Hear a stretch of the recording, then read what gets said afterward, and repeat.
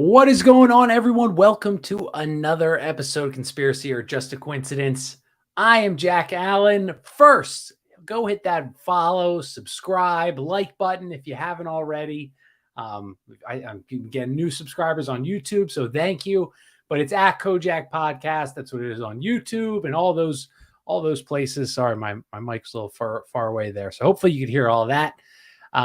But yeah, if you want to support the show, Patreon, Venmo, all that stuff, and hopefully people come in the chat soon. I'm worried my mic's not on. So if you are in the chat or if you're listening, please let me know if you can hear me because, I don't want to get too into it here and not have work. All right. Loki, my cat was sitting on me and biting on me. It was very uncomfortable here. So now he just left after he kept biting me and I was throwing water on him.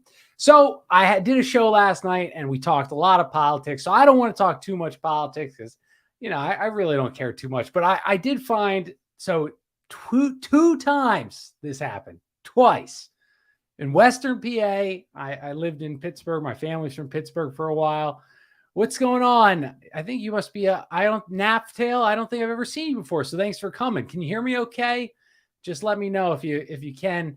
But so in Western PA, dude, we're in, I would imagine Allegheny County. That's where Pittsburgh is and stuff like that.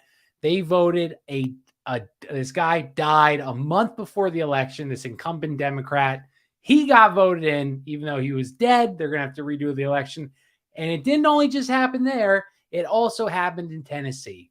So if anybody ever was confused, or the older generation that always likes to say democracy, republic, this is why you can't have everybody vote, because people are stupid. They are dumb.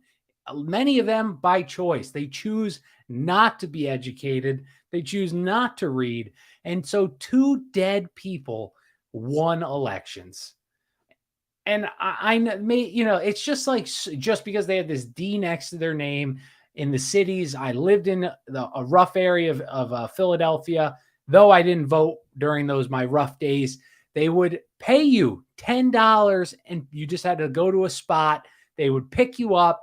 And it was like, I'm sure there's a way they say that this isn't being paid because they're not telling you who to vote for, but they would give you $10 then. And that was like 2015 to go vote. But just two dead people got voted in. I mean, that's just so depressing, right? Like all of our ancestors, our grandparents, their grandparents. I'm sure I mentioned this, how my whatever great was an officer in the Civil War for the North, and everybody else we were in lots of the Allen family has been in lots of wars, and all of our ancestors and your ancestors that fought to preserve this country that they thought was going to be, they were proud to pass along to you. And this is what we have. We have people voting for dead people. And I guess that's better than dead people voting, but it's just, it's like really depressing, dude. Like I don't know. I know, isn't it? Thanks for coming, Steven, but it is. It's just like, and I know voting like probably doesn't even matter. It probably doesn't even work. Maybe it does locally, but regardless, just the fact that that many people voted for somebody who was dead, it's like disheartening, dude. And that's all you have to say about America and our elections. We vote for dead people because our populace is so stupid. They can't, all they consume is just garbage. Whatever, if it's Netflix or sports or anime or whatever it may be. But they say they still go vote. Like, just so we say, like, if you don't know anything about politics, why are you voting? Why? What? And it's because they get paid to vote. Like I said, it's an easy, probably now they upped it to 20 with inflation, and you just go pull a lever and you're out. But you vote, enough people, the majority of people voted for somebody who is deceased. And that's all you need to say. That's literally all that needs to be said about American politics. And I'm sure it's Western world, all politics all over. We have just gotten so dumb. It's crazy. It's crazy. I think I can't remember now because I talked this, but I finished that Napoleon book that I was talking about for you guys. But I mentioned this. He wrote short stories. He was a poet. or Alexander Dumas. He was a general. His dad was a general in Napoleon's army, and maybe Dumas wasn't a general, but he was a soldier, a swashbuckler, and he wrote Count of Monte Cristo. He wrote Man in the Iron Mask. He wrote The Three Musketeers, and he was also a very good military strategist. Never became a politician, but there's plenty of examples of politicians who are these poets. And I have like an Allen family box. So the Civil War grandfather, it's like all of this stuff from, got my listening hat on today, no ranting. I'm going to promise I'm going to get into pirates in 1 second. But the one who was a Civil War officer, he had like wrote a poem before he died. And it's hard to read because it's in that beautiful cursive. Oh, Dumas wrote King of Spain too. I don't think I ever read that one, Carl. Carl, I did you read Man in the Iron Mask? For anybody that didn't, it's kind of about, I think, Louis the 16th. Is it the Sun King or is it after that? No, I think it's the king before the French Revolution. Man in the Iron Mask is about, I'm pretty sure. But it's funny because in Man in the Iron Mask, the one guy who's trying to, because the story is there's the French king. He's got a secret twin brother that only these few priests, these Jesuit priests know about. And they try to do this old switcheroo, and they lock the real king up in the prison, have his twin brother acting as his brother. And eventually it all fails. But the Jesuit priests from, I believe, England save it, or Spain save the day. And they come save all these priests, and they say they'll be back. But the point I was making is he wrote this poem, like this beautiful poem before he died. What happened, dude? What happened to us? It seems like these people were so smart. I mean, all of our founding fathers were brilliant. They wrote these poems and stories and beautiful letters, writing 20 letters a day to candlelight to their loved one. And now you have John Fetterman, who you can't even understand what the hell he's saying. And we vote for dead people. So that's going well. That's on the up and up. That's why we should just stick to history and laugh. Because if you don't laugh, you're going to cry at how pathetic it is. So, all right, let's get into the topic. So today's show, I'm super excited. This was a great book. I flew through. I'm already done with it. I'm already on my next book, which is also a good topic. But this will probably be probably like 2 or 3 episodes at most.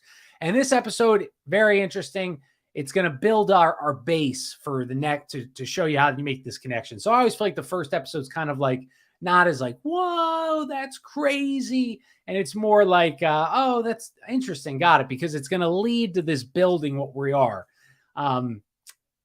Basically, if you want like the general idea of the story is that pirates and the Knights Templar and America, we discovered it was known about for hundreds of years before Christopher Columbus. And I think most of us can accept that. That's not too outrageous.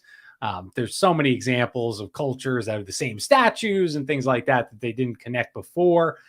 But the point is that these Templars, they knew about this secret land. And the point was to make this new Atlantis, this utopian-like society, the golden age, this Gnostic ideal. And that's also what, like Francis Bacon, he wrote the book, New Atlantis. That's what these secret societies, they're looking for. They're trying to recreate that golden age world. And so that's what exploration and piracy was really all about. It was these Templar Knights, descendants of the Templar Knights, and their goal was to ruin the Catholic Church. Their goal was to create this golden Gnostic country where they could have their utopian ideals put through. And so that's the point of the story. So when you say pirate, you immediately think like Jack Sparrow, Captain Hook, funny outfits, peg legs. And you may think of, if you're a historical buff, you may think of like our explorers, Magellan, Francis Drake, Henry Morgan, all these people. And however, though, that is with the immediate thought when you think of pirates, piracy has been around much longer than that, and that shouldn't be too hard. So, but also, when we'll get into this later, but the first French pirates of the Caribbean who ate smoked meat, and it was called viande boucane, were called buccaneers or buccaneers. And buccaneers, it's just a fancy way of saying a pirate that the king or the governor gave license to commit theft. So this also reminds me, this whole story, as we keep getting, I know I always do this, but history rhymes, right? It's the same. It's the same story. And because no one knows any history, they can't make this connection. But it sounds like to me, piracy was very similar to the mafia, the cartels. So for things that the United States government could not get away with doing, very bad things like, this murder for hire, drug dealing and stuff like that, they employed the cartel. They protect the cartel. They keep them, make sure that maybe they'll do a bust every now and again, but obviously drugs are coming into the country at an unheard of rate. And we have they can read every single thing you do. So you're telling me if the Department of Homeland Security or whoever, DEA, if they wanted to stop a huge drug cartel, you don't think they could do it? No, they absolutely could. You don't think they know what they had for breakfast, lunch, and dinner? They know what you're looking at on the internet, on and on and on. And so that's what piracy was. It was this way to attack foreign countries and enemies, rivals, Spain predominantly in the 16th century, and then say, oh no, that wasn't us. No, we didn't. No, that's a pirate. That's not. They may be English, but we didn't tell them to clear. So this is the tactic they used was we don't want to start an all out war. So let's just have our pirates rob them. And that's literally all the explorers, Magellan, Francis Drake, all these people that I kind of mentioned before. We think history in school, these names, Da Gama, and you're like, oh, they're just explorers exploring the ocean. They just said, let's sail this way. We have no idea what's over there. And no, that wasn't it at all. They were privateers. They were privateers, buccaneers. They were pirates, dude. That's what they were doing. And they mapped things, not because they're like, oh, this will be great for, so we can teach people what the coastal lines look like of these new lands. No, they were trying to get riches or other things, which we're going to get into. Need a reason to justify their budgets. Absolutely, dude. Absolutely. I don't even want to get on the drug talk, but it's sickening. It's sickening. And I'm not even a libertarian where I'm like, oh, drugs should all be legal, decriminalized, whatever. I don't know where I really fall on that, but I have a different connection to drugs. But it's just hilarious, dude. It's because I love when like older people, uninformed people that watch the news media, they'll be like, oh, China's making all that fentanyl and sending it to Mexico and they're bringing it in. Oh, yes, it's just China that's doing it. Our poor American servicemen, they just can't get a break. There's so many drugs coming in. They can't stop it. Again, they could stop it. They could remember when, what was his name? El Chapo. He was that leader of that drug cartel. He escaped from prison 3 times. He rode out on a motorcycle in an underground tunnel. You're telling me, and I know that was Mexico, so a little bit different story. But you're telling me that the United States government if they've killed many people for much less before, if they truly viewed him as a threat, do you think that would have happened? No, it wouldn't. All right, but let's get back to the pirates. So we talked about buccaneers, that was French, and then the English, they had the corsairs, and it's just the phrase they use. But a corsair, it's a ship owner and a captain who acted as pirates and in the name of country, but with a private ship. And the privateers is another phrase they were used for them. So again, you have the protection. You have, just like the mafia did until Rudy Giuliani and the RICO Act or whatever, maybe a little bit before that. But the crown is saying, yes, you can commit crime. We're not going to prosecute you. If you get caught, we're not going to defend you either, though. But good luck. Go for it. We'll give you what we can.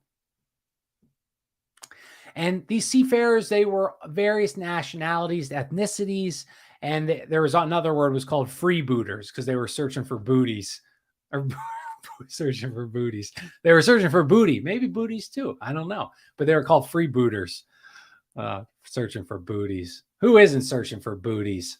All right, but Spaniards. So they were the principal victims of piracy, and they didn't care what they were to be called.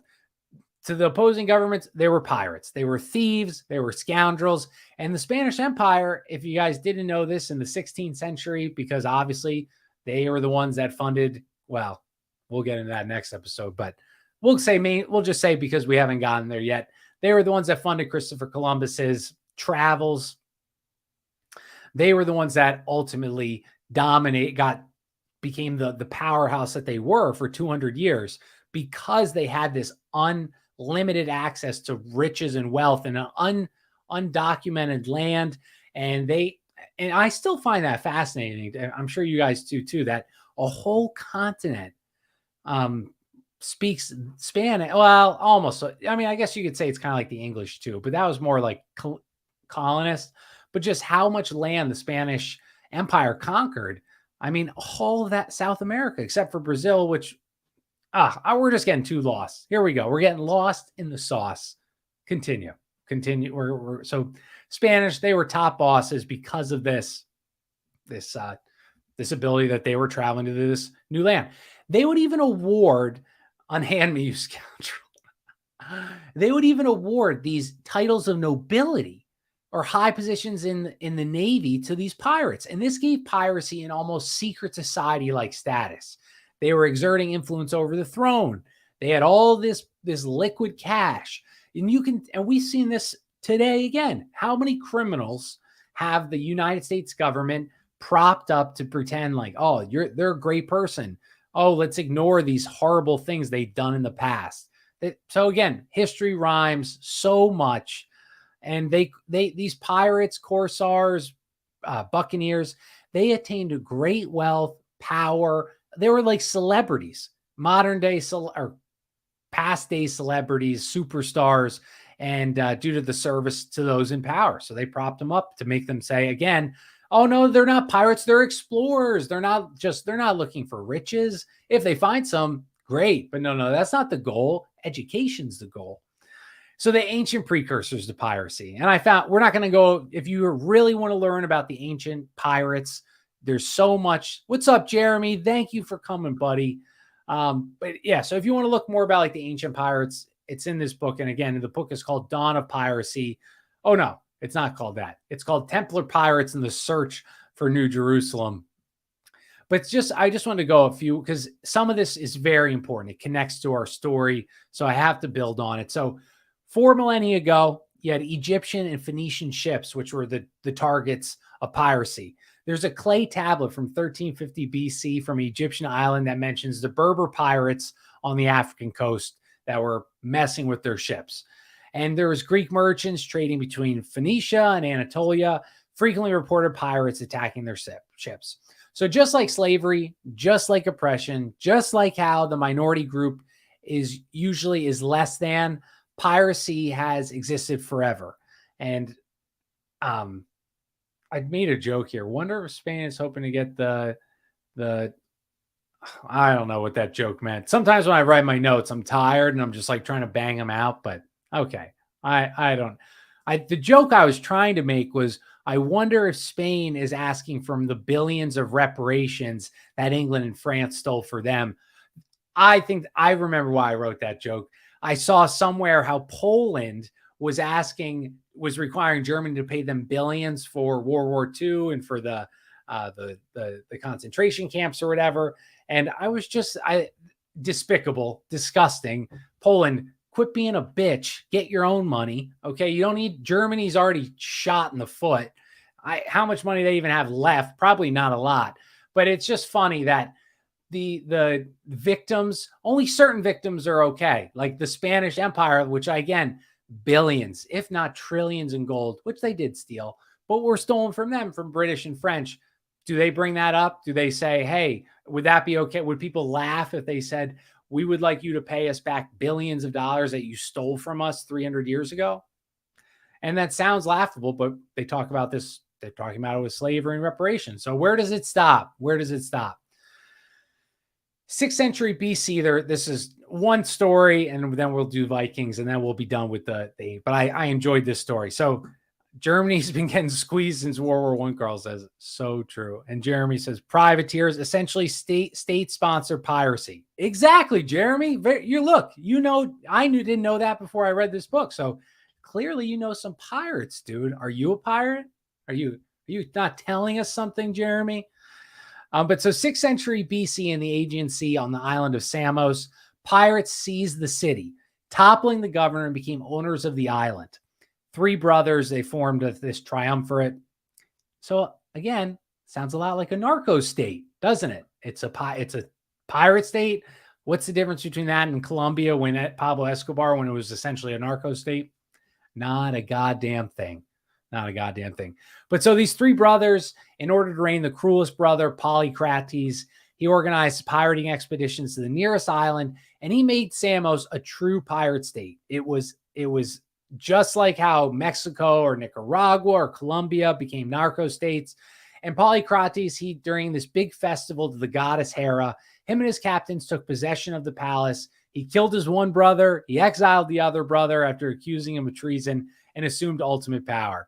And it's just, again, hilarious how people, even thousands of years ago, are exactly the same. And he knew how to discourage any attack on this island. He needed to impose naval power in the Aegean and in the coast of Asia Minor. And he organized this huge pirate fleet of more than 100 ships, spreading terror in Greece for 50 years. It's just funny, dude, like an island, and this is going to be a common theme as well, pirates on islands, but a pirate island, like, it's just like you're all criminals and you live in this island. It's just funny. And he enriched the coffers of Samos. He had a huge personal fortune. And just as the saying goes, there's always a bigger fish. He starts getting attention from Persia and the east and Egypt to the south. Who has the gold makes the rules. Damn straight, dude. So Egypt's noticing him. Persia's knowing Polycrates. So Polycrates, being a smart pirate, he says, I got to make a deal with one of these guys. So he says, Egypt, I'll make a deal with you. I'll be your boys. I'll help you. I'm not going to be a pirate on you guys. And Persia, though, also aspired to rule the waters that Polycrates and Egypt were owning. So Persia starts a war with Egypt in 525 BC. And the pharaoh, he's like, dude, I at least can count on my boy. He's got 100 ships back there. He's a nuisance. He's going to be hell for the Persians to deal with. Let Polycrates go to work. All right. And what does Polycrates do? Ghost him. He abandoned him. Without letting him know. The pharaoh was expecting to see his fleet in the ocean against Persia. He never showed. And what did he do?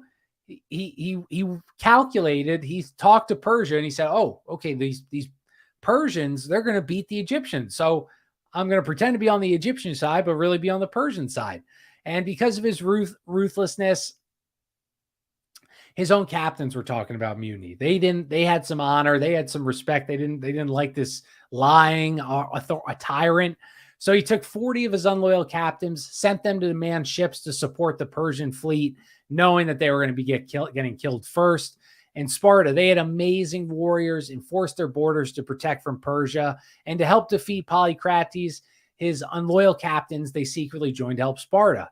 Polycrates gets informed, and just after they land on the island, they're executed, and he maintains his power. But so now Egypt, they're pissed, right? They just got dropped in the middle. They thought they had a boy. He flip-flopped. Persia's pissed because he never showed for them. So finally in 552 BC, Darius I creates a plan to get rid of Polycrates, and he's arrested, and his death is by crucifixion. And I think that's about, now he sounds like a brute, but he was actually like a huge nationalist, this pirate leader. He encouraged the arts and education. He even funded artists and poets. So pirates were kind of done then, right? In our ancient time, few here and there, but piracy survived among the Berbers in Northwest Africa. And like I said, so the book, it'll go over all this timeline from ancient time to current time. But I just like that story of Polycrates. I never heard of him before. And so I thought that was kind of just a fun story. But this is where we really can pick up and it's going to relate. So you got that Polycrates guy, plus now add 1,000, 2,000 years. So you have the Vikings, and Vikings are going to be very important later on in our story. So that's why I had to do the background of the Vikings and their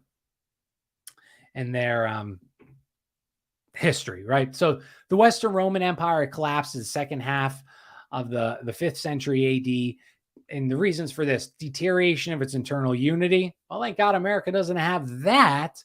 Invasions of the barbarians. Well, I'm glad America doesn't have invasions of immigrants of mass proportions. Great migration of people from the Eurasian plains, the Vandals, the Franks, the Osgoths, even some Huns. Do you think those guys shared the same culture as the Romans? Do you think they wanted to have the culture the Romans had? Oh, hello, my love. Thank you for stop. Liv Allen is in the chat we got a smaller group today, Livy. So I don't think Sir Tim of the Tunnels is here yet. But these groups, they had no need for the maritime route. So Rome collapses and seafaring dwindles in Europe with all the valuable cargoes. So now piracy, the Berber pirates, they remained steadfast, kept up their work in the Byzantine Empire, but the Western Roman Empire area, the Mediterranean, all these places around Italy and the Iberian Peninsula, et cetera, piracy is gone because they're not sailing. And this is supposedly during our dark age, Europeans' dark age. Whether that's real or not, I still am stole, but we'll go with it that it's real for this show. So while these barbarian kingdoms that took over Western Rome, they just keep fighting on land, a Scandinavian group rises in the sea. And this is the Vikings, which means the king of the sea. And so the Vikings, they're great at ship. Hey, what's up, Flippy? What's going on, dude? Thanks for, I missed you last episode. Big Tony was on and Billy. So I hope you're doing well, dude. But shipbuilding, seafaring, they were their job, the Vikings' jobs, their professions. They excelled in an inhospitable climate, adventurous spirit to seek new horizons. And I don't know if this is true or not.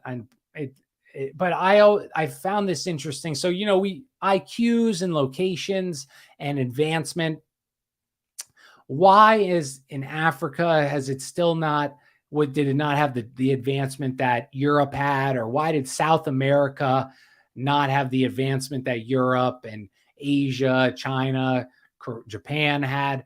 Well, I think a lot of it has to do with weather. When you have rough, inclement weather like the Vikings, you have to adapt. You have to be smart. You have to plan. You have to prepare. And that, I think, set apart these people that lived in these very beautiful paradise-like climates, because you don't really need to prepare, right? You're not going to have no food for 4 or 5 months out of the year. You're not going to have these snowstorms that could kill you if you're outside and things like that.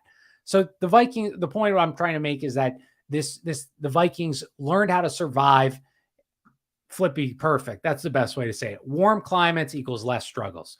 And the Vikings, they had a rough climate, so they were very good at what they did. And that inspired them to sail because they could only grow so much there. So Eric the Red, he reaches the shores of Greenland at the end of the 10th century, and his sons Leif Erikson and Thorvald, they landed in North America a few years later in today's Nova Scotia. Now I don't think I don't know. I would be interested if anybody who has kids in elementary school, do they still teach 1492 Columbus sailed the ocean blue, or do they celebrate that Leif Erikson maybe founded North America first? But regardless, that absolutely happened, and we're going to get into the proof of that very soon. So a Viking ship was 50 to 75 feet long. Oh, here's a proof that I won't go over. In the Chicago World's Fair, 1893, if my memory serves me correct, they had stations of all around the world. Okay, so the Scandinavian countries, they have a little booth there, like a job fair. They got a Scandinavian booth in the 1890s, and it's a big Viking ship. Did they build a Viking ship in America? No, they didn't build. They sailed the Viking ship from Europe to America. So if they can do it in 1893, I am sure these people that didn't know anything else but sailing the ocean, I guarantee you they could. If they could do it that now or in 1890s, they could do it in the 10th century. But I thought that was a funny story that they rowed that Viking boat or sailed it with rowing from Europe to America for the World's Fair. And but people struggle to believe that they did it 1,000 years prior to that. That doesn't make any sense. And they had those badass dragons on the front of their thing because dragons are real. I don't know, what does the chat think, dragons or dinosaurs real? Let me know in the chat, dragon or dinosaur. I'm team dragon though. And so in 793 AD, the Vikings begin the pirate life for me. They destroyed beautiful churches in Britain. They took the gold, the silver stones, and even killed the monks. There's a show, The Last Kingdom, on Netflix, and I stopped watching after the first 2 seasons, but the first season's really good. And it's like it's an acting, but it's based about a real person. And my dad, because I didn't want to give my DNA to the test, but I wanted my dad to do it. And so we got our DNA results back, and I knew I was Scottish. That's like why my family was here so early. There were some of the first ones over. But I said to my dad, I was like, I guarantee you we have Scandinavian Viking DNA on our thing. And what do you know? 21% was Scandinavian DNA. And this is because these Vikings just hammered the British Isles and northern France relentlessly, dude, because that was their economy. They weren't, trading, they were raping and pillaging. And and you guys know that, Valhalla, that's the only way you get there, is an honorous death. I mean, they loved it, dude. It kind of reminds me of like the Japanese kamikazes, right? That's all they knew. They would do whatever it took to win. And that was an honorable death. That was what they looked for. But news spread back at Scandinavia, and Vikings began their reign of terror for over 200 years. The primary victims were the Anglos and Saxons of the British Isles, and they called the Vikings the North Seamen. They would pillage everything they could from the coast of Britain, France, and Ireland, then would return home. And the nobles, the brave nobles that they are, oh, hey, Flippy is also Scottish. Well, dude, maybe one day if we ever meet, we'll have to give real names and see if we're, my one is a Richardson. That's the Scottish and my real last name, but they were both Scottish. So that's awesome, dude. See? So I bet Flippy's family was here pretty early too, I bet. But yeah, so they would just attack these places so bad. And the nobles, I mean, the British were terrified of these people. Watch the show. It was constant. They just came always. And the nobles, do you think they let in all the people? No, they did a Joel Osteen. If you guys remember from the hurricane, when they said, Joel, can you let us in our houses, or can you let us in your huge mega church that could seat hundreds of thousands of people? And he said, ooh, guys, your feet are wet. You're going to trash the church. Just good luck. Okay. I'm a great Christian pastor. I talk about being a good person, but that's what the nobles did here in Britain. They would just lock themselves inside. And while the peasants just were raped and murdered and slaughtered and terrorized for 200 years. And my family, I knew we would have Viking DNA because how often they raped and pillages. And so in the 11th century, though, there was actually a Viking empire. And I didn't know this. So a Norman empire was the Vikings. Skell, that was what I was going to bring up next. Skell he said Vikings made their way to the Middle East. So when people talk about slavery, about the Europeans enslaving the blacks or whatever, well, you can, if you didn't know this, the Vikings enslaved Western Europe for 200 years. There's the reason why there is Muslim gold coins, because there was no gold in Europe like that. It was in the desert or whatever, down there in that area. All these Vikings had buried of gold of Muslim coins, gold, because they were stealing the poor British and all these people in Europe and selling them as slaves to the Muslim. For 200 years, they did this. And so this Norman Empire. So I never knew this. Maybe you guys knew what that meant, but the Norman Empire was a Viking empire in northern France. And the Normans, not only did the Vikings fund that empire, they were the first people who founded Russia. So while the Vikings were invading Europe, some of the Vikings, another set of Vikings, the Vergarians they were called, they went east. And they liked commerce a little bit Yeah, in France, north, right? And we're going to get into the Normans too, because this ties in because what's in France? The Templars. So you'll see where I'm going with it soon enough, north.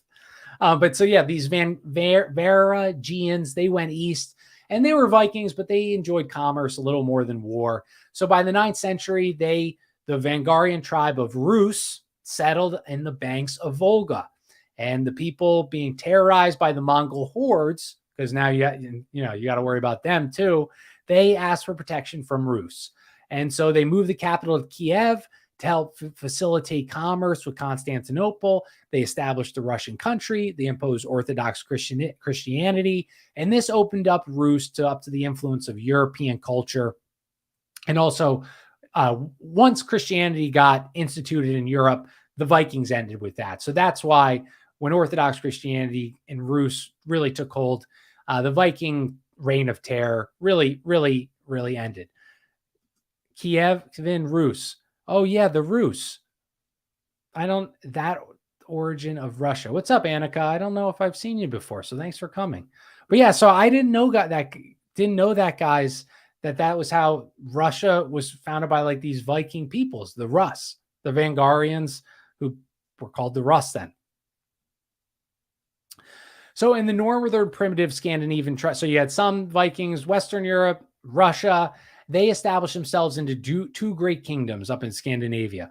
Both monarchs, these Viking monarchs, gave into Christianity, and that was the beginning of the end of the Viking piracy. So eventually, the Norman king, so here we go north, we're getting into the Norman. So the Norman king, William the Conqueror, ousted Edward the Confessor, who was the brother-in-law. William was his cousin, and he was a half-blooded Viking, William the Conqueror. Oh, they touched on this briefly in the Northmen? No way. I just started watching it, Scale, when I was on my plane trip, and I didn't finish it, so I'll have to finish it then. That's sick. And Flippy, Kiev equals motherland. Is that what like the translation means, Flippy? So yeah, so these monarchs gave into Christianity. Event William the Conqueror, he gets crowned king in 1066. So he's the Normans in northern France. The William the Conqueror, yeah. So the next 300 years, the Norman dynasty reigned supreme in the Britannic kingdom. So William the Conqueror was Britain. I apologize, not France. France comes into play very soon, though. And so also at the end of the 12th century, you had a new merchant class forming in current-day Germany. So Viking pirates still existed to protect their trade routes, the cities of Eastern Europe. But around 1158, they're still being attacked by Mongol horde or other piracy or whatever. And so what does the Viking pirates do? That are the ones that are in Eastern Vangarians or whatever. They start the Hansa Teutonica. Now, what's the Hansa Teutonica? Well, this was the fighting section of this league, the Hansa Teutonica. The fighting side became known as the Teutonic Knights, and this was in 1158, which later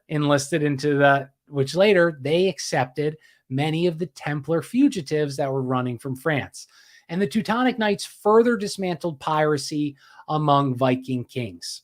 So isn't that crazy? So these same people, these pagan lovers of violence and everything like that, they're the ones that set up the Teutonic Knights. And I just found that fascinating. I don't know why. There's definitely some more digging there that like needs to be done. But I didn't know that's how it was started. But yeah, same North. So I'm glad you learned that too. So the mystery of the Order of the Temple. So you might be sick of Templars, and I try not to add any old info, only new. So really briefly, 13th century occupation of the Holy Land by the Crusades, two monastic orders formed, the Hospitallers, which later became the Knights of Malta.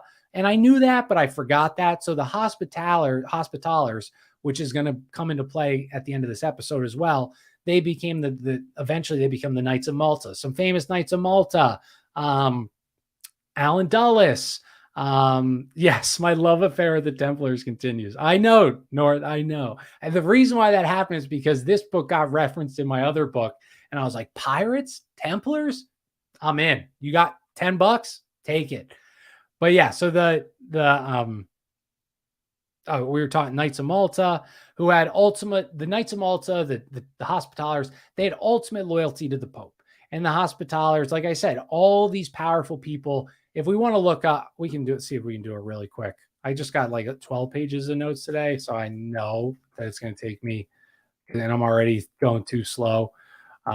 Members, famous. I just want to, just so people know. God, these are all old people. You guys are going to know. No one's going to know who these people are. French people. I don't know. Wild Bill Donovan was a Knights of Malta. Like I said, Alan Dulles was a Knights of Malta. If you're in the chat, just throw out anybody that we know was a Knights of Malta. All the princes, noblemen, all these power people, and then to current day power people that are modern day nobility, just they don't have sir in front of their name. Okay. So I just wanted to do that. And then the Order of the Knights of the Temple, the Templars, they arose in Jerusalem. So I didn't know that as well. So it wasn't that the Templars were in France, or Hugh de Paynes and Champagne were in France, said we should start this. It arose in Jerusalem. So it formed because they were independent from the leaders of the Crusade, and they started this group. It's independent from the Pope as well. They're just in Jerusalem. And the Templars, they eventually formed a state within a state, essentially, because they have no leader, right? They have this secret society group that's a military order that's gaining funds, but they have no leader. It's a state within a state. Again, this just adds more credence to my theory that the Templars, who were the descendants of the Canaanites and these Gnostic sects, the Babylonians, or whatever you want to call it, that this is why DC is a state within a state. This is why the Vatican is a state within a state, because the Templars did this in Jerusalem as well. And now we've talked so much about the Templars, just like North said, my love affair continues with them, because it does. I love learning about them. They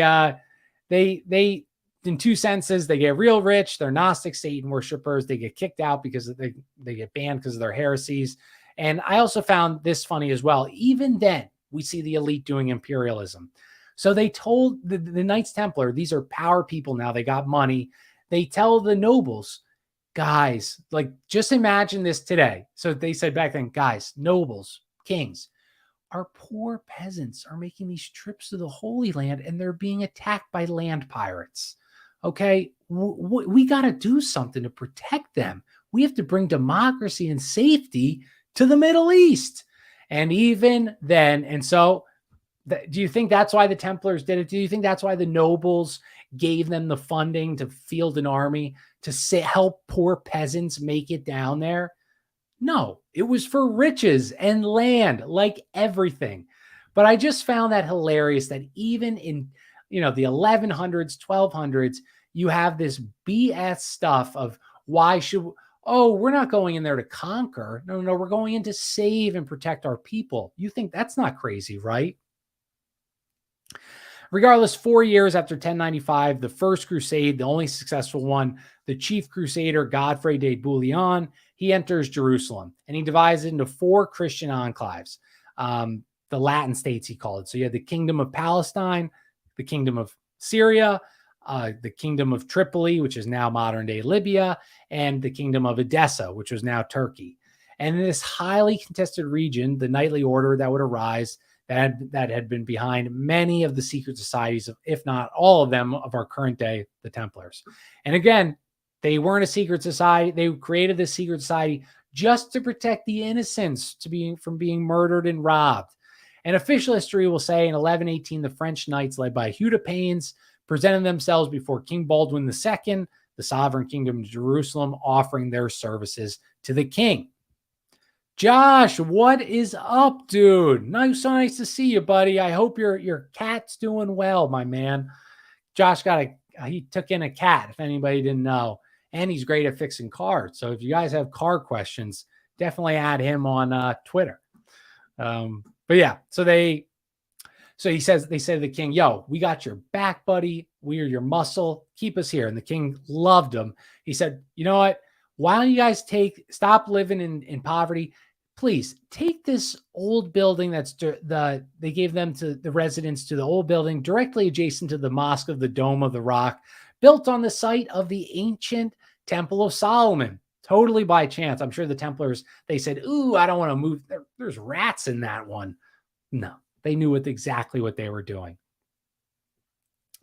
And they saw the Templars knew exactly what they were doing. They saw society, saw them in these impoverished, kind men just helping there to protect. And they started calling them the poor knights of the temple. So we only know 5 of them. This is fascinating. And let me just pull up what I'm going to pull up anyway. How many times have I talked about Roslin Chapel? Way too many in Scotland. But it comes into play again. It comes into play again. All right. Well, I got it up now, so I'll pull it up when it happens. So, 5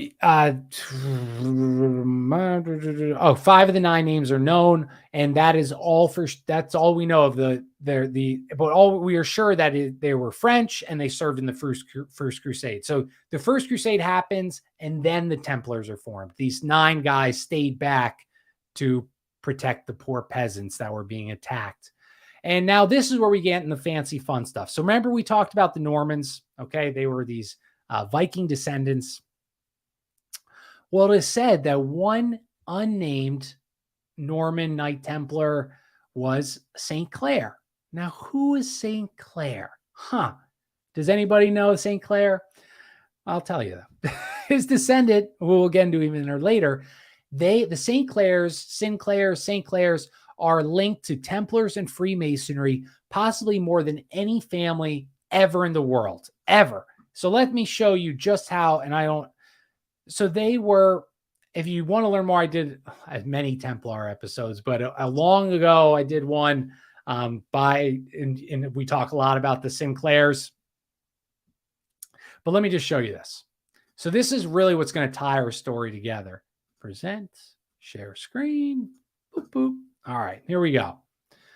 So for anybody listening, you need to go look up Roslin Chapel pillar. So guys, this was built, this pillar, in the 1300s. Look at these. And of course, how many pillars are there in Roslin Chapel? Oh, well, there's 3. What also has 3, or what has 3 degrees? Oh, that's right, for man. We're going to get into 3s even more. But what makes these pillars even more fascinating is that there is a depiction of, let me see if I can type corn on it. Corn, big juicy knobs. They got the juice. Let me see. So one of these pillars, I'm trying to find has a depiction of corn. Now, oh, here it is, maize.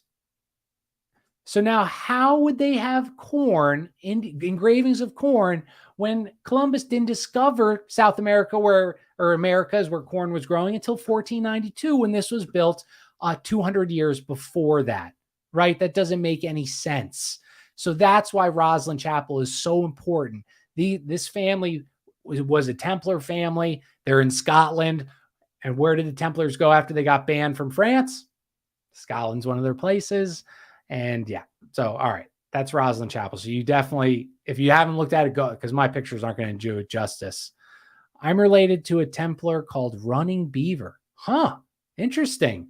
Sun King would have beaten Fetterman. Yeah, he would have. He would have just rocked his world, dude. Oh, Fetterman, my God. Our world. Brian, I already talked about this, but did you see, dude, that 2, not just 1, 2 dead people won elections, 1 in Tennessee and 1 in Western PA.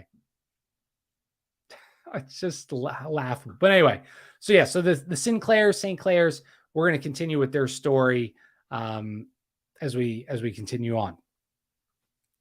Anyway, most nobles of the First Crusade, the soldiers, they left after the battle was won, but those too poor to return home stayed. And shortly, the group of 9, they got a 10th member, Hugh de Champagne. And he's a French noble, very connected in the court. And it's through him that they met this guy, this mysterious monk, Bernard de Clairvaux, who would become Saint Bernard of the Benedictine monks. So the temple in Paris is the next. So the 10 Templars, they're still very poor at this time, right? They got a nice location. They got a spot with some esoteric hidden information somewhere. And it was not uncommon, though, for these Templars to be seen being sharing a horse. They would eat, sleep, travel in pairs always. Now, this is odd. This is odd, right? Okay. So even if you were poor, you're an adult soldier defending, killing, murdering, would you feel comfortable riding behind your buddy, holding them, sharing a horse like this? Like, example, we'll do a modern day example. Would you right now, as an adult, your friend, he has a bicycle. You don't have a bicycle. You're too poor. You don't have one. He says, hey, hop on. I'll scooch up. We'll both fit on the seat. Would you sit behind him and hold him as he rode the bike? Now, story, I was actually jumped by two individuals who were doing just that. So what does that say about me? I don't know. But when I lived in Philly, two like 14-year-old boys who were sharing a bike jumped me.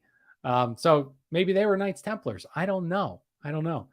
People would make jokes about two men riding a horse or a bike. And that's exactly it, Annika. Exactly it. Oh, wait, now let me read North's comment here. I went to school that the logo is Viking helmet and axes, and the saint of the school was Saint Magnus, a Viking that converted to Christianity. Interesting. Oh, very cool. Brokeback Mountain. Yeah, so let's think of like a Templar version. Brokeback Solomon. I don't know. There's something there that we could do. But yeah, so because of them sharing the horses and things like that, this gets brought up. They were accused of sodomy during their trials, which they were definitely taking part on. So was this the first sign? Was these 10 guys having gay orgies? And I know that I'm kind of making a joke, but I'm not, because the Templars, these 10 guys, they were Gnostic Canaanite worshipers. They were demon worshipers. They worshiped the devil, Baphomet. Orgies were their thing. We've talked about this ad nauseum. These groups, sex is very important to them, degeneracy.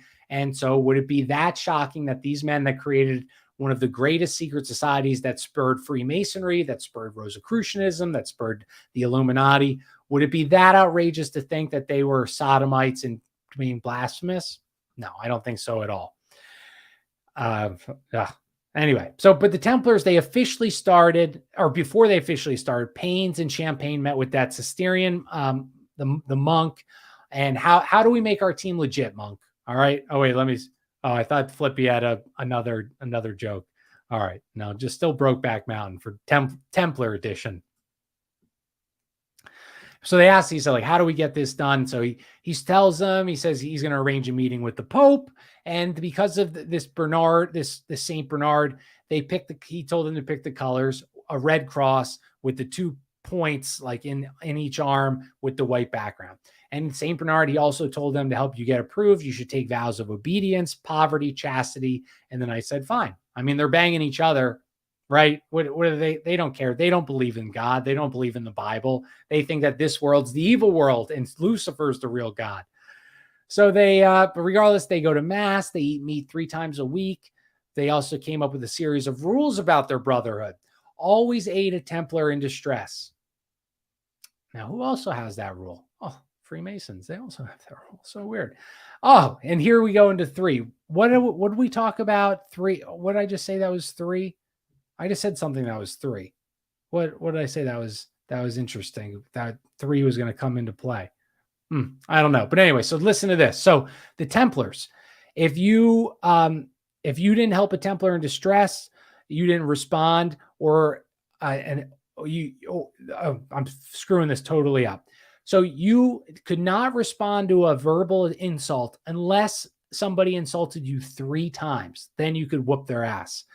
Also, you would always go into a battle, even if as long as there was a 1 to 3 odds. So if there was 3 enemies to your 1, you went into battle. So another 3. There was, if you did not adhere to these rules, you would be whipped 3 times. 3 is very, very significant. 3 pillars. Yes. Thank you, North. Thank you, Mr. Terrible. So the Knights Templar family, that was one of the original 9, has 3 pillars. Freemasonry has 3 the Blue Lodge, 3 degrees. And Freemasonry created baseball, 3, 6, 9. You see this number 3 it's significant to them in some way, possibly like the reverse Trinity, Holy Trinity. I don't know, but it's there. They even had even more 3s than that. like just tons, like weird things. Like you couldn't ride 3 to a horse. You couldn't, I'm just joking. I'm trying to think of a joke. So anyway, St. Bernard's help, the Pope, he consecrates the new order. He designating Paynes as the first Grand Master. And while St. Bernard and Champagne stayed in the shadows, this is something that we will continually see from this point on. That, like I talked about the Illuminati last episode, Adam Weishaupt, in his letters, alludes to a leader above him. And the real leaders, we don't know their names. If you were the ultimate bad guy and you have these men working under you, are you going to allow your name to be popped out? No, you absolutely wouldn't. So the real leaders of all these groups, we don't know who their real names are. Just like how Champagne and the monk both hid in the shadows while Hugh de Paynes was put in the limelight. And I don't want to get into too much more Templar history. But regardless, 1146, the Muslims retook Syria, giving rise to the Second Crusade. They lose. Third Crusade, this is where we get Richard the Lionheart, who's a badass. His wife gets kidnapped and gets taken to an island, and he goes with his Templar boys or his knights, and he goes and saves his wife. And against the Pope's wishes, this Third Crusade, they embarked their own internal war among the Muslim kingdoms, as well as other Christian groups. Now, one of their main rivals, we talked about this last episode, the assassins, who were fake enemies. They were the WWE, the exact thing we have today. The top Templars, the top assassins were working together because they both were worshiping the same Gnostic Canaanite religion. They were all perverted, degeneracy, everything you can imagine. So Cyprus was their headquarters at this point, the Templars. Then it moved to Paris, establishing centers in southern France. Now, who's going to be in southern France? Oh, boy. It all's going to connect. Let me tell you, my friends. So it's totally random, of course, that there's a group called the Cathars who founded the Merovingian dynasty. They're from southern France. I wonder why the Templars went there. Totally by chance, I'm sure. Totally by chance. Now, if you don't know the story, the Da Vinci Code movie kind of gives you a good overview of what the Cathars believed, but they were a Gnostic sect. Oh my God, the Templars are Gnostic. And the Cathars, they believe that Jesus' bloodline he had a baby, or Mary Magdalene had Jesus a child. That bloodline continues, and the Merovingian dynasty is the bloodline that still survives to this day. And the secret society, the Priory of Sion, is created around this secret, protecting this secret. And that's in the Da Vinci Code. If you're, I don't know how much stock I put into the but according to legend, the Priory of Sion has had all these famous grandmasters from all the way from, like, I think Jesus was the first grandmaster, Newton, on and on and on and on. Power players. Templars kept getting richer and richer. They were done with fighting. They're just bankers now. They're literally just bankers. They're a banking cabal with unlimited fighting potential that will slaughter any nation's army. They set up the first medieval bank, committing usury. How Christian of them, right? They're reporting directly to the Pope, but yet they're committing mass amounts of usury. This was banned in Christian nations. Christians could not do this. But why could the Templars? Because they weren't Christians. They funded wars. They funded both sides of wars. You see, the Templars are literally, they are it, dude. They are it. It's from them and the Canaanites to the Templars. They are it. And like the Kabbalistic groups, but yeah, okay. They funded both wards, credit card system for voyages. You wouldn't have to bring your cash. You could just stop at another Templar bank, get your money out. And they also possessed a huge fleet of ships. So you can see how we're getting back to the pirates here. And it was all in the French port. And also, maybe you didn't know this, Templars were also amazing stonemasons. Dun, dun, dun. This is why they were influential in the rise of the Gothic architecture in the 12th century. They also funded weird secret sects of religious orders, just being good Christians. Am I right? So one of their first connections, Clairvaux, he was a noble who taught in Hermetic principles and magic, Christology, Gnosticism. Sorry, that's St. Bernard. I'm changing names. that they use in the book. So the monk that helped the Templars get approved was a Gnostic Christian mystic who was practicing magic. So again, this is fitting that you can see why the Templars were created by people that believed in the same stuff in this Gnostic religion. So many people can theorize that monk, St. Bernard, was a member of the Priory of Sion.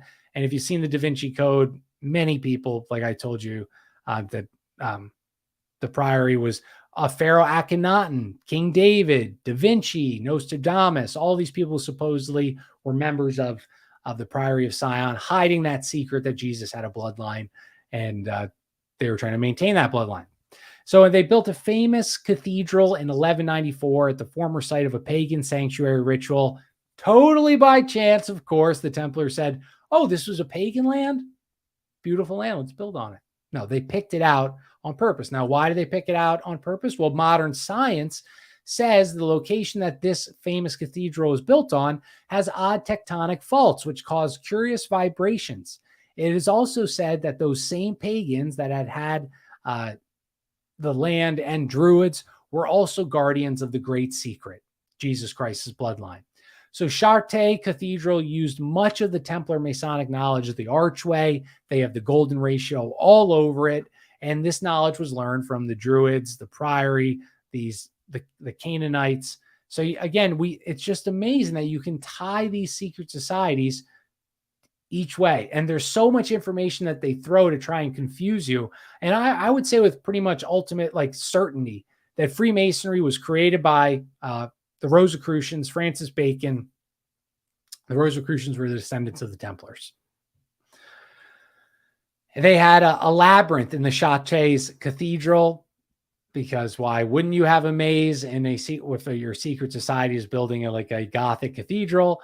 And they also put an Egyptian maze in their cathedral, just like how the Egyptian pyramids have these crazy secret chambers, booby traps. The Templars did the same thing, and we're going to see them do it again later on as well. Oh, great, guys. I hit the button that pushed my screen up. Dude, the Egyptian maze. So even though, so they got the boot, like we already talked about, and some kings still loved and respected them. And this is how they made their way into Scotland. And one king even left his entire fortune to the Templars. But they were confirmed sodomites, heretics, Satanists, perjury, worshiping Baphomet, spitting on the cross. But even after arresting them, none of the kings or nobles could find their massive amount of treasure and wealth that they had accumulated. So again, this involves pirates. I promise. So when the order went out to arrest him, many hid among the Guild of Stoneworkers in France, who they'd formed close bonds with because they were building all these Gothic cathedrals together. Some went to Spain. They infiltrated other orders, religious and military. In Germany, they joined the Teutonic Viking Knights. But their greatest trick of disappearance was their huge fleet of ships that was in the port of La Rochelle from Moulin de Minsk. That's a Seinfeld joke, if anybody knows, which vanished. And now we don't know how many ships the Templars had. The quotes are from people that wrote about them that were current of that time, powerful and large. So what does that mean? What's a large and powerful navy? I don't know, but regardless, how does a large and powerful navy just disappear without a trace? And the most plausible theory is that they had inside connections with the nobles in France. They got the heads up and they dipped. And this would explain how the ships had provisions, their treasure, fugitive Templars. And some say Jacques de Molay, who left that night right before, he evaded capture for 4 years. He also escaped on the fleet to perform a secret mission before turning himself in, because he does eventually come back. So why did he wait? He wasn't caught. He came back. So what did he have to do? And we're going to find out what he did. What do you guys think he did with all that treasure? And he was gone for 4 years. And he has secret ancient maps from the Phoenicians in Egypt. Wonder where he went. So these ships, they didn't just go into one spot. They went all over. Some Portland. That can't be right. Why are they going to Portland? I don't know where I typed there, but they went to Scotland, they went to Sicily, maybe Portugal. I meant maybe, yes, Portugal. So the Knights Templars, they escaped with their huge fleet. Like I said, Portugal, Scotland, Sicily, Germany, France. They hid amongst in plain sight, kind of. So the King of Portugal, King Alfonso, 1492, Columbus was kicked out of Spain with boats of valuables. Flippy, wait till this book taught me something about Columbus that I have never heard before, and that's going to be like next episode, and I can't wait to share it with you guys because it was mind-blowing. All right. Not only was he a Gnostic demon worshiper, he was a Kabbalist. Christopher Columbus, which is not his real name. We'll just wait. I can't do it yet. I got to build up to it, right? Otherwise, you won't listen to the next episode to find out who Christopher Columbus was and who funded him to get over there. So the King of Portugal, he creates a new order to protect the Templars. He loves them, and he calls them the Knights of Christ. And brilliantly, they made the King Alfonso, the first Grand Master of the Knights of Christ. Now, Portugal was a powerhouse. His real name, ? Yes, that's not his real name, Flippy. Not his real name at all. Oh yeah, so they make the king the first Grand Master, and Portugal is a powerhouse. They conquered Brazil, but their love of naval and sailing, like Vasco da Gama, Pedro Alvarez Cabral, these are major sailors for Portugal searching for maritime routes to the Indies that would avoid the Muslim threat. Prince Henry, he was also a supporter of the maritime expeditions, was not just looking for alternate trade routes. Most likely, the Templars had these ancient Phoenician maps and were not looking to explore. Why would you explore? Even then, I know you want glory, you want fame, but it's a lot of money. I mean, think this is like billions of dollars in today's cash. You think they're just doing it so they can make a better map? No. So Portugal meets up with the Templars, and then they get big into sailing, looking for new maritime trade routes. I'm sure that's just coincidental, right? And then, like I said, Prince Henry, and most likely America was on these ancient Phoenician maps, because we talked about Phoenicia they were the seafaring people, and they traveled everywhere, just like the Vikings. And so you're telling me that these groups, whether the Vikings who eventually go into the Teutonic Knights, or that some of them go to France, which become Knight Templars, you can see how these maps existed that showed this land west of Europe. Old Christopher, Stephen, you ruined the surprise, Stephen. God damn it. No, thank God most people just listen to this and they don't watch the chat. God, I'm just joking, Stephen. But yeah, and there's even more to that too. So I can't wait to get to that part of the episode, next episode. But before Henry sent the boys out to this new mythical land, he had them practice sailing around Africa. Now, this sounds crazy, but Columbus did the exact same thing. And just wait till we get to him. But Columbus did the same thing because he totally talked to, by chance, I'm sure, totally by chance, he talked to Prince Henry. He also had the secret maps. So these explorers, Vasco da Gama, Columbus, blah, blah, blah, they are secret society members, or at least on the outskirts of these secret societies, that they know that this land exists, and they're just looking for a way, how can we discover it and make it known, because eventually someone's going to. And the Templars that made it to Britain, they made contact with the ones that went to Scotland, with Robert the Bruce, who was in a war with England. And the Pope had no power over Robert. He had excommunicated him for his rebellion previously. And the Templars, Robert the Bruce said, oh yeah, we got the A-team. So it was sick. The story goes, in 1314, Robert the Bruce is fighting the English. It's 6,000 versus 20,000 English. The battle is not looking good. They're getting the shit kicked out of them. And then out of nowhere, a cavalry with its own flags and standards come from the rear. They're wearing an 8-pointed crimson cross. And the 20,000 English knights, terrified, tuck-tailed and ran, leaving Robert the champ. Now, what group would be well known enough in 1314 to terrify? If you're winning a battle, you're 5-1 odds. What would make you terrified to run? Well, the like mythical proportion Knights Templars.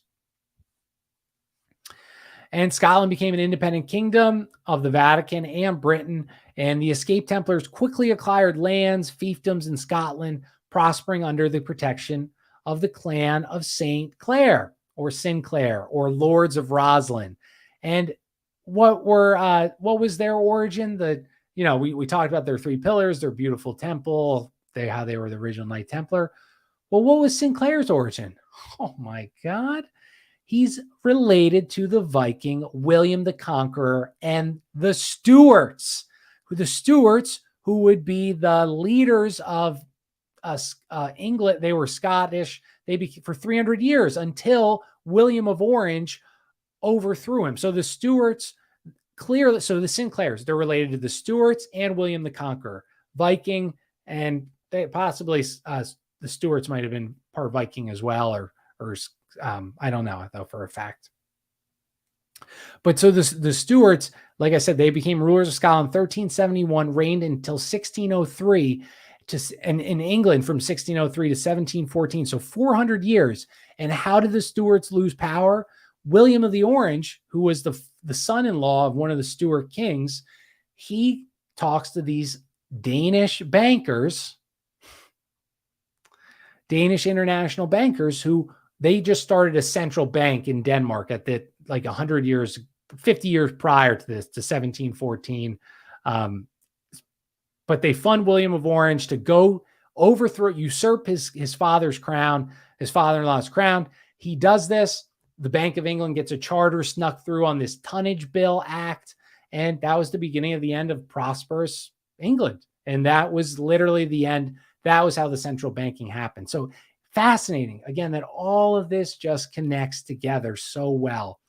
And so the Templars, they fought under Sinclair in the famous battle, and Bruce made Sinclair the Prince of Roslin and Orkney Islands.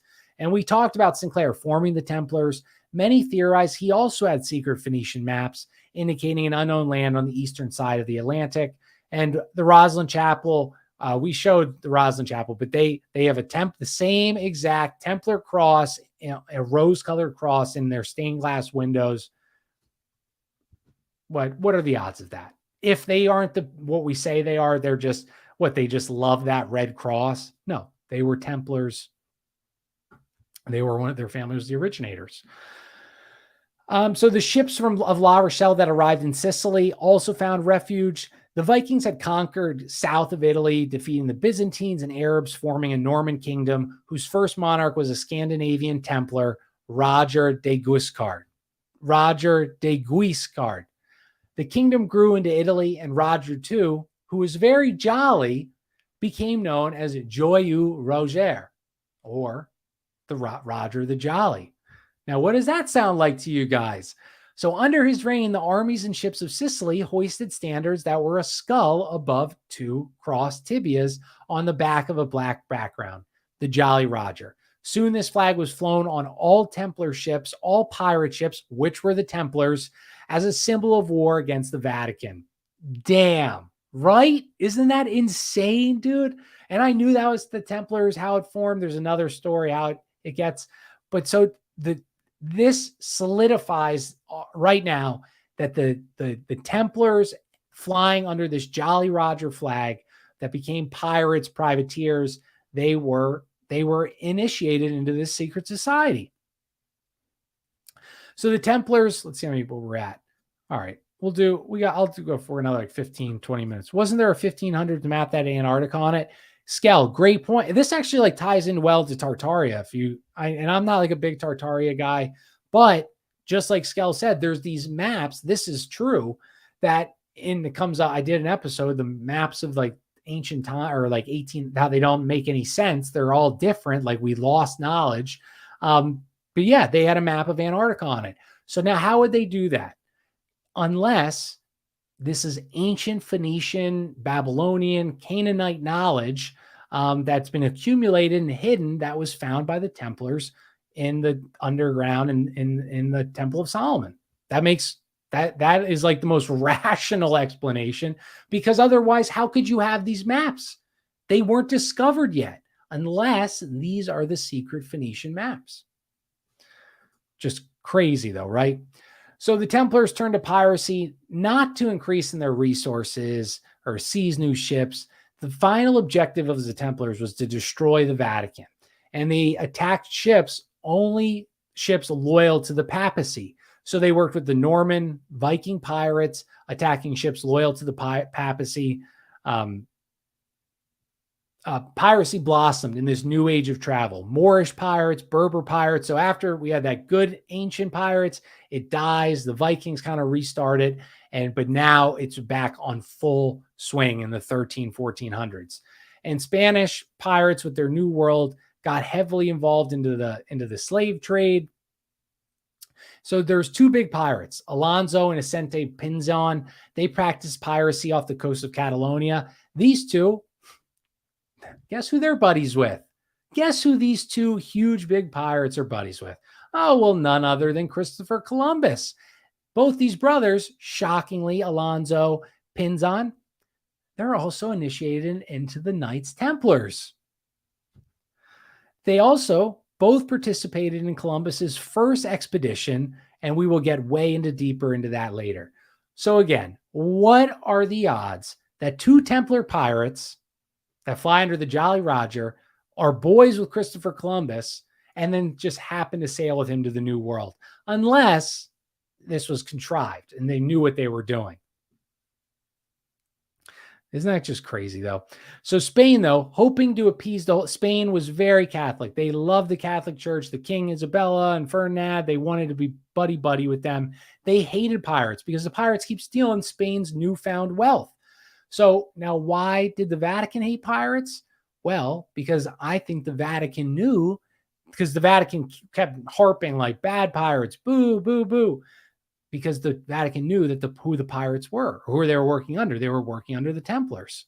Coincidence, Brian, right? Conspiracy or just a coincidence? Dave, dude, it's been so long. I'm so glad to see you, buddy. We're talking pirates right now, bud. Pirates like Blackbeard and Jack Sparrow. But yeah, so that's why Spain, the Vatican hated piracy so much, because it was they knew it was the Templars. So there was this Turkish pirate, Yar al-Din. You guys may know him better by the name of Barbarossa, Pirate Barbarossa.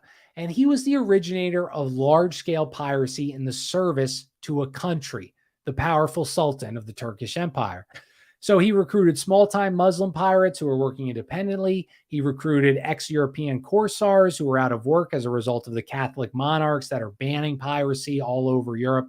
Like if you were a country that was a Catholic country like Spain, Portugal, you fought against piracy because the Pope said bad, piracy bad. You said piracy bad. And so they get some of these European guys, and this formed this huge pirate fleet that practiced privateering under the Ottoman Empire. And this is, again, we already talked about this, but this is the exact same method the CIA uses with drug cartels. And we already went over that in the beginning. But Barbarossa, he kicks Spain out of the Algerian island, and he forms alliances with the Templar pirates of Sicily, just like the assassins formed camaraderie and allyship with the Templars in the Middle East. So I'd say this just to point out, this has nothing to do with the Abrahamic religions. It has nothing to do with Muslims. It has nothing to, or Islam or Christians or Jews. This is so beyond that. It's beyond that. It's not those religions or the people in those that are the issue. It's these people that are hiding under these religions that have their own secret nefarious religion. And that's just so important to grasp. And so many people struggle with that because they'll say, oh, look at like this last name or whatever. They went to a Jesuit college or whatever. Dude, it's not, if it was that simple, we would have solved this. Our ancestors who were smart would have realized this. It's beyond that, right? It's beyond that. So the Barbarossa's working with the Templars, and I told how those ties go back to the Templars and Assassins working together, even though they're enemies. Even more collusion, the great attack on the island of Malta by the Ottoman Empire. So the Hospitallers, they're on Malta because the Pope gave them that. The Pope likes Knights of Malta. They get attacked, but they get attacked. Now, who attacks the Knights of Malta Island? Templars. Who hated the Hospitallers? Templars. So this rivalry, even 300 years later, is still, so the enemy, the Hospitallers of the Templars, had taken control of Malta, which used to be a Templar island, and becoming the sovereign order of Malta. And 3 centuries later, the Templars won a revenge on their rival group, and the Turks were pushed back. So the Templars worked together. Barbarossa worked with the Turks, and they went and attacked Malta. But they were pushed back. The Knights of Malta held strong. Piracy continues to grow in the 16th century. Spain starts taking defensive moves to protect against the Moorish or Turkish pirates. And then with the growth of French and English piracy, the Spanish fleet moved almost exclusively to the Atlantic and Caribbean to protect the billions and billions and billions and billions of riches that they were getting from the new land from Mexico and South America. And the defense just continues to improve. Like, it starts with watchtowers, ends with impenetrable forts, cannons, walls, battlements, castles. And another defense is that the Spanish in the Caribbean and in these small islands, they started arming the populace to say, you will have to defend your land should you get attacked by pirates. And so this is Spain, though. They're dominating. They're becoming richer than ever thought possible. If you look up the Spanish Golden Age, 1492 to Spanish Golden Age, 1492 to 1659. So for 200, a little less, 180 years, Spain was the number one, the superpower of the world. And this is because the wealth they were obtaining from the New World. And obviously France and England, they're not going to be thrilled that with all this power that is being accumulated in their neighbor. So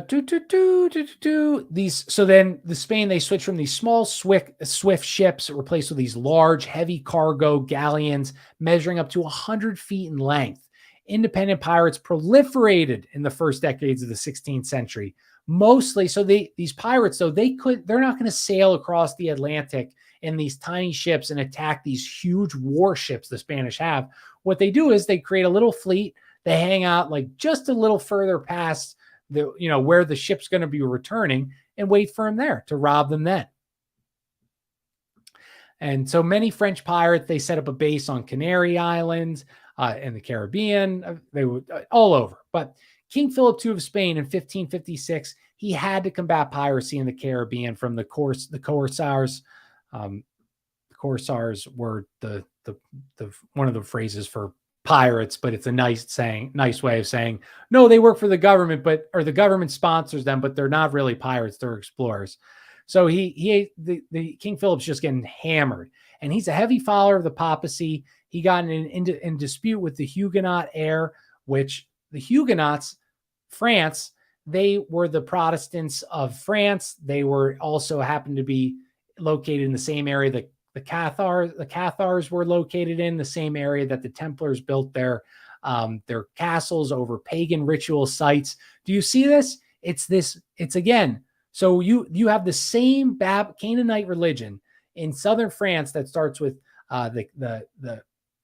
we'll say it starts with the Cathars, then you get it to the Templars, then you give it to the Huguenots, and this is where the Priory of Sion comes out of. This is where the Mary Magdalene, the Merovingians come out of. You see, it's just they change their name. So it's not, again, that's why it's hard for people to, like, new people to understand what's going on, because they change their name so often. And then they're not every Huguenot is a Gnostic sicko. The Huguenots did boil people and they did horrible things. but it's just they change the beliefs are the same. That's the point. And it's not everybody, it's these people at the top of these groups, which isn't hard to understand. They need the regular people that are good people to provide protection. Just like that's why Rosicrucians created Freemasonry. They learned there is some like esoteric knowledge at the upper levels of Freemasonry. Absolutely. There's weird rituals and things like that. But what they're doing is they're seeing, can we use this person? Does he believe? Can we corrupt him into our beliefs? Can we utilize him in some way, shape, or form? So Henry of Bourbon, the king of France, he was a Templar. He was a Cathar. He was a Templar. He was a Huguenot heir. It's just hilarious, dude. So that also, and I know this is not piracy.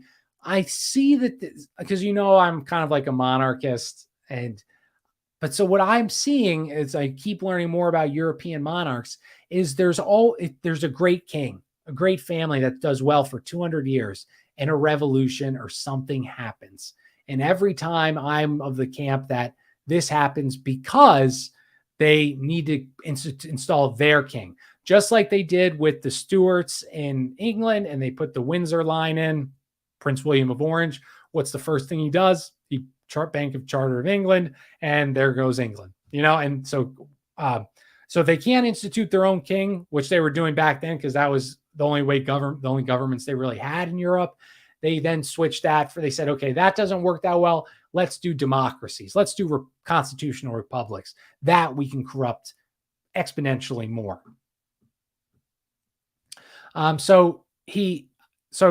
King Philip, he did not like Henry, the Bourbon, the Huguenot guy who was a Templar, and nor was he on good terms with England, who had just broken away from the Holy See, and they were offering protection to the Protestants. So France, England team up essentially to take out Spain, and they create a rebellion, a Flemish rebellion, which opens up into this war 10 years later when Philip attained the empty Portugal throne.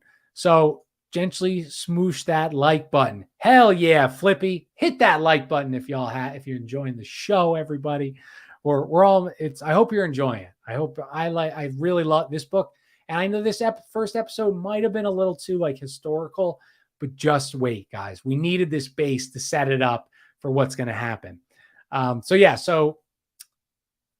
Philip of Spain, he gets the throne in Portugal.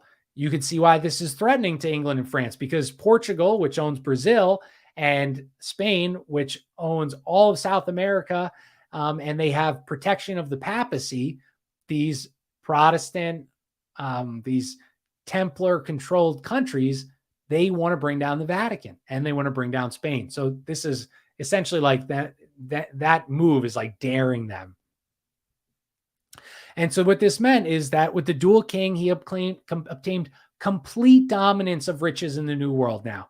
There is no competition. Portugal and Spain were competing. Now they're the same. They're ran by the same monarch. So they are just murking, getting richer and richer and richer and richer. And he had a papal bull that only Spain and Portugal could explore and extract wealth from this land. So if you don't think that pissed off England and France and other Europe, they're probably saying, shit, well, how do we get in there, Pope? And he exclusively gave it, because think how much money Spain was giving him. Napoleon next. Brian, I think I finished my Napoleon book, and it was audio, so I didn't take notes on it.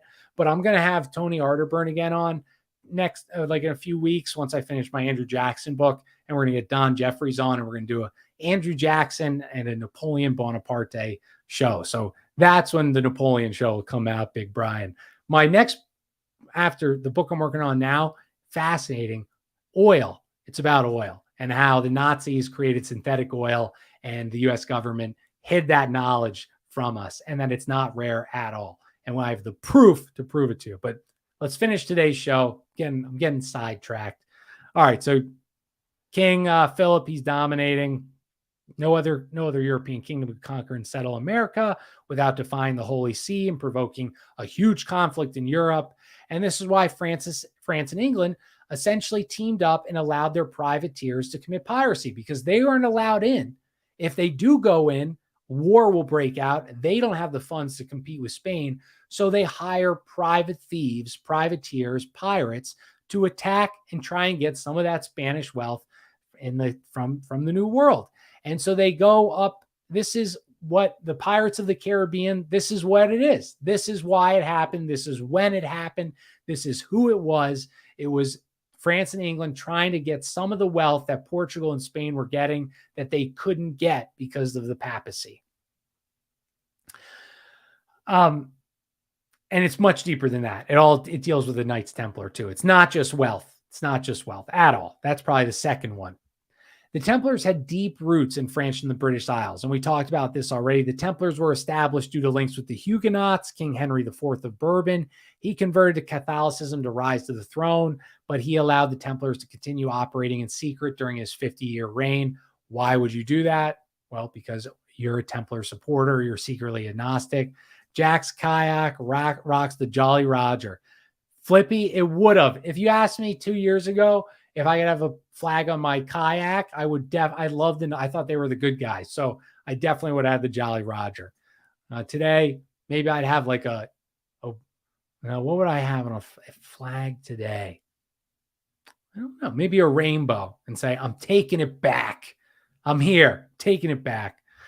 But in Scotland, fossil fuels yes, Flippy. The book's called, just for anybody, you guys are such fun, like people to talk to on the show. It's like, I know I'm doing a show, but it's just fun that you guys are here and I can interact with you. You know, it's so few people I get to like talk to about history. That's why I love The Great Oil Conspiracy by Jerome Corsi. That's the book I'm reading, Flippy. It's insane. It's insane.